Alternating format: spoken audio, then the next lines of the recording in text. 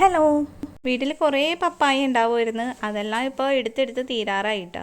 കടയിൽ വെച്ച് വിൽക്കാൻ കേട്ടോ ചെയ്യാറ്. ആവശ്യാനുസരണം ആർക്കൊക്കെ വേണമെന്ന് വെച്ചാൽ മിക്കപ്പോഴും വീട്ടിൽ പപ്പായ ഉള്ളതുകൊണ്ട് തന്നെ ആരെങ്കിലുമൊക്കെ ആവശ്യം പറയുമ്പോൾ അച്ഛൻ പോയി പൊട്ടിച്ച് ഒരേന്ന് കൊടുക്കും. ഫ്രഷ് പപ്പായ വീട്ടിൽ വന്നാൽ കിട്ടുമെന്ന് അറിയുന്നതുകൊണ്ട് തന്നെ എല്ലാവരും ബുക്ക് ചെയ്ത് വെക്കും കേട്ടോ. വീട്ടിലാണെങ്കിലും എല്ലാവർക്കും പപ്പായ വേണം. മിക്കപ്പോഴും ഞങ്ങളും എടുക്കും കേട്ടോ ഓരോന്നൊക്കെ. ചുട്ട കാര്യം പറയണ്ട, അവളൊരു പപ്പായ ലവർ തന്നെയാണ്. നന്നായിട്ട് പഴുക്കണേക്കാളും ഒരു മീഡിയം ടൈപ്പ് പഴുപ്പാണ് കേട്ടോ ഒരു ടേസ്റ്റ്.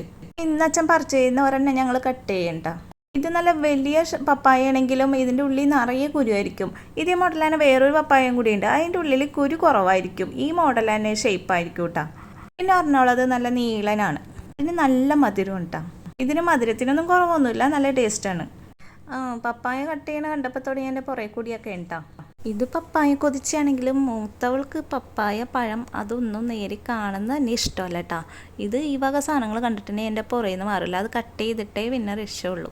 പിന്നെ കുട്ടികൾക്കൊക്കെ പപ്പായ നല്ല വൈറ്റമിൻസ് ഉള്ളതല്ലേ, നല്ല സാധനമല്ലേ, കഴിച്ചോട്ടെ. പപ്പായ മുറിച്ചാൽ ഇവിടെ ഉണ്ട് ഇങ്ങനെ അവസ്ഥ.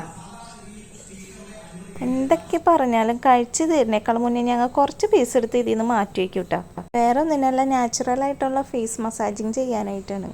ഞാൻ ഒറ്റയ്ക്കല്ല കേട്ടോ, എൻ്റെ കൂടെ വേറൊരാളും കൂടി ഉണ്ട്. ഭയങ്കര ഇഷ്ടമാണ് ഫേസ് മസാജ് ചെയ്യണത്. 10 മിനിറ്റ് ശരിക്കും നല്ലോണം ഒന്ന് ഫേസ് മസാജ് ചെയ്യും.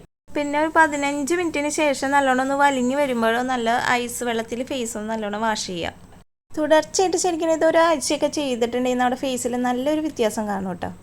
ഞങ്ങളുടെ ഇന്നത്തെ വീഡിയോ ഇത്രേ ഉള്ളൂ. ഞങ്ങളുടെ വീഡിയോസ് ഇഷ്ടപ്പെട്ടാൽ സബ്സ്ക്രൈബ് ചെയ്യുക, ലൈക്ക് ചെയ്യുക, കമൻറ്റ് ചെയ്യുക. അപ്പോൾ ഓക്കെ, ബൈ.